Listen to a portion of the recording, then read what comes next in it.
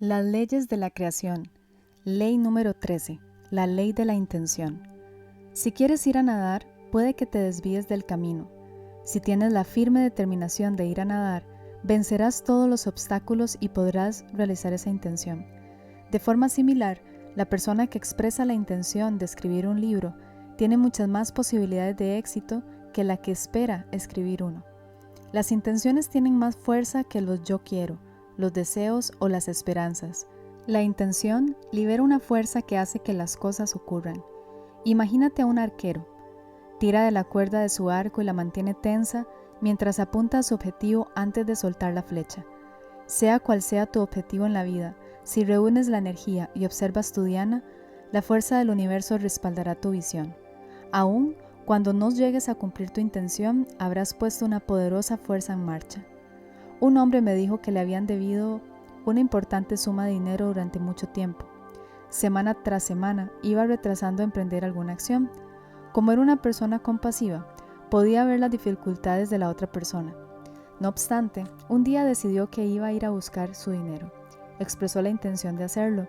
Esa tarde escribió una carta muy clara a la mujer que le debía el dinero.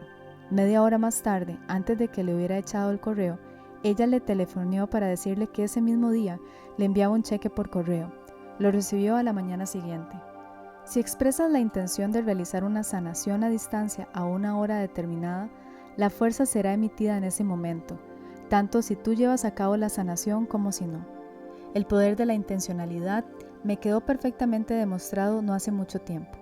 Organizé un acto en Londres que denominé el Día del Ángel. Nuestra intención era crear una gran columna de luz para que los ángeles pudieran llegar a Londres a través de esa vibración elevada y después propagar amor y luz por toda Inglaterra y hacia el resto del mundo. Como los ángeles son seres espirituales de elevada frecuencia, tienen ciertas dificultades para rebajar lo suficiente su vibración y así poder penetrar en lugares oscuros. Pueden llegar a ellos más fácilmente cuando construimos puentes de luz por los que ellos pueden transitar. Antes del acontecimiento me llamaron personas de todo el mundo para decirme que tanto individualmente como en grupos sintonizarían con el Día del Ángel para aportar su propia energía. Eso tuvo lugar durante la peor época de la guerra de los Balcanes. Elizabeth, una amiga mutua, me dijo que Tom, el eurodiputado, estaría en Macedonia ese mismo día. Él era por aquel entonces el director del Comité de Asuntos Exteriores del Parlamento Europeo y estaba muy involucrado con los temas balcánicos. Elizabeth se puso en contacto con él. Estas fueron las palabras de Tom. Yo y mi comité habíamos visto desarrollarse la tragedia y estábamos dispuestos a hacer lo que pudiéramos para ayudar. Por tanto, organicé unas jornadas para que los presidentes de todos los comités de asuntos exteriores y durante 2 días parlamentarios, 12 países, incluyendo Albania, se enfrentaron al miedo que atenaza la región. A la hora del almuerzo del domingo, subimos a un autocar para atravesar las montañas y regresar a la ciudad, la capital de Macedonia. Con la atención de los acontecimientos me había olvidado de mi pacto con Elizabeth y a través de ella con Diana para concentrarme el domingo por la tarde en el Día del Ángel que estaba teniendo lugar en Londres, a tantas millas de donde yo me hallaba. El autocar dejó a algunos de los participantes en la ciudad, pero muchos de nosotros seguimos en dirección noroeste, hacia el campo de refugiados. La tarde era gris y fría. El autocar avanzaba penosamente por los campos hasta que llegó al perímetro de la alambrada. Muchos grupos de albanos desesperados que ya vivían en Macedonia gritaban a través de la barrera para intentar establecer contacto con familiares, amigos que estaban en el campo. El campamento había sido construido con muchas prisas por soldados británicos. 50,000 personas vivían en filas perfectamente alineadas de tiendas de campaña de color blanco. El gobierno macedonio, temiendo la inestabilidad de su propia y frágil unidad, insistía en que las nuevas oleadas de albano-kosovares no se mezclaran con su propia población albana, y por esa razón había apostado guardas en el perímetro del campamento. El ambiente era tanto física como emocionalmente oscuro. El olor de 50,000 personas con tan pocas posibilidades de lavarse era sofocante. Los rostros ansiosos de ambos lados de la verja contaban la historia de terror de las 3 semanas anteriores.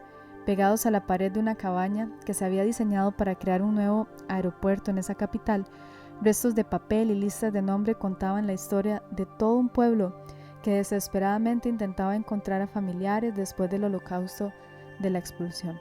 Mientras el autobús se abría paso lentamente por la abarrotada verja, una auténtica sensación de miedo nos envolvió. ¿Qué podría decir un político vestido con su traje frente a un sufrimiento de tal magnitud? En silencio fuimos apeándonos y caminando hacia las multitudes.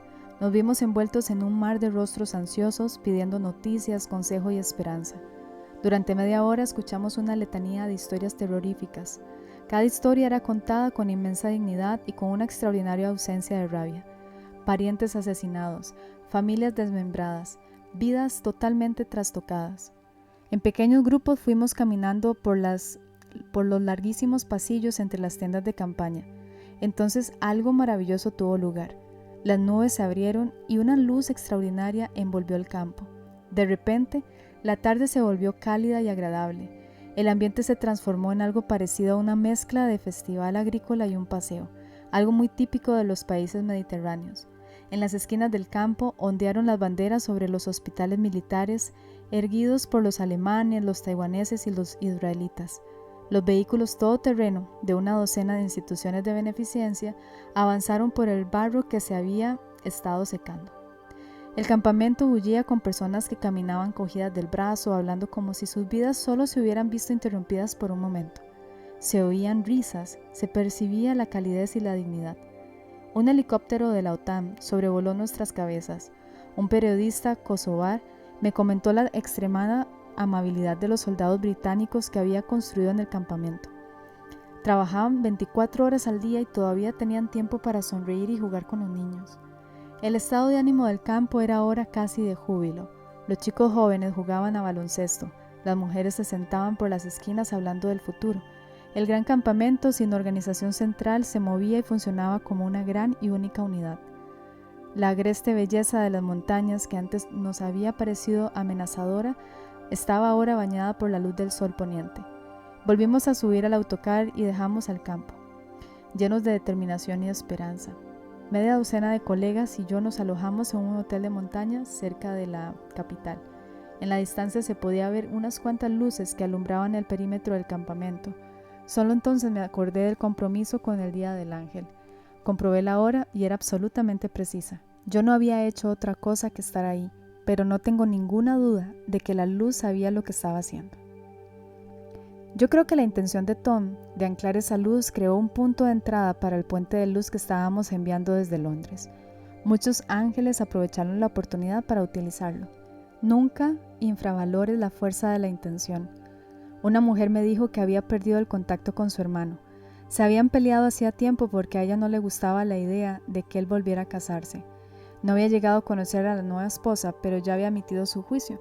Pasaron varios años y ella empezó a arrepentirse de las cosas que había dicho. Realizó algunas sesiones de crecimiento personal y se dio cuenta de que la amargura que sentía con la relación de su hermano la estaba consumiendo y poniendo enferma. Finalmente, expresó su firme intención de liberarse de todo ello. Una tarde estaba tranquilamente sentada y habló con su hermano como si lo tuviera enfrente. Le dijo cuánto sentía lo que había dicho y le deseó todo tipo de felicidad. Esa noche tuvo un sueño muy gráfico en el que su hermano le presentaba a su mujer. Sonrieron y le dijeron que eran felices. Se despertó sintiéndose mucho más feliz de lo que se había sentido en años, sabiendo que, aunque no volvieran a encontrarse físicamente, las cosas se habían arreglado entre ellos. La intención es algo que se tiene en cuenta cuando se evalúa el karma, cuando se hace balance de nuestros actos y pensamientos con sus inevitables consecuencias. Un niño sale corriendo a la carretera, se pone frente a un coche y lo atropellan. ¿Tiene el conductor una responsabilidad kármica? Depende de su intención. Si conducía con prudencia, no la tiene. Ha traído esas lecciones y posiblemente un incidente iniciático para ponerse a prueba. Por otro lado, si estaba bebido o enojado o conducía irresponsablemente, tendrá que asumir la responsabilidad a un nivel espiritual y compensarlo de algún modo. Si alguien tiene malas intenciones, por ejemplo, si está decidido a herir, dañar o causar estragos, en el archivo de su alma le pondrán una mala nota. Estará liberando flechas emponzoñadas. No importa si en realidad llega a perpetrar el daño o no, la intención ha salido, disparada hacia el universo, y está captado el mensaje que contenía. Cuando tus intenciones son nobles y desinteresadas, aun cuando tu plan no llegue a tener éxito, serás recompensado por la pureza de tus ideales. En inglés tenemos la expresión: el camino al infierno está asfaltado con buenas intenciones. Esto significa que la flecha ha apuntado hacia el objetivo, pero no se ha tensado el arco ni se ha mantenido la tensión. No hay energía. Por tanto, nada ocurre. La flecha no ha salido volando. A veces no se apunta bien y la flecha no hace diana. La raíz sánscrita del verbo sinem significa apuntar a una diana, pero no dar en el blanco. Si tu intención es clara pero parece que no ocurre nada, puede que estés detenido por alguna razón. Imagínate lo siguiente: estás mirando a tu objetivo. Has estado sosteniendo el arco y apuntando, pero un animal sale corriendo entre el objetivo y tú. Los espectadores te están gritando: espera. Dejas caer el arco, esperas y empiezas de nuevo. Siempre existe alguna razón de peso para las demoras. Cuando pido que me guíen, mis ángeles y guías muchas veces me preguntan: ¿cuál es tu intención? ¿Es la intención de lo que marca la idoneidad o no de un proyecto o una idea?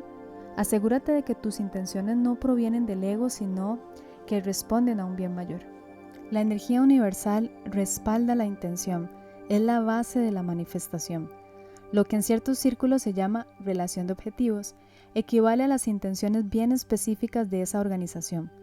Leer esa declaración en voz alta al inicio de las reuniones mantiene los objetivos a la vista. Las investigaciones indican que las compañías que lo hacen antes de sus reuniones laborales consiguen sus objetivos con más rapidez y exactitud que las que no lo hacen. Una intención es como una flecha en el aire. Nada puede desviarla de su curso, así que apunta con cuidado.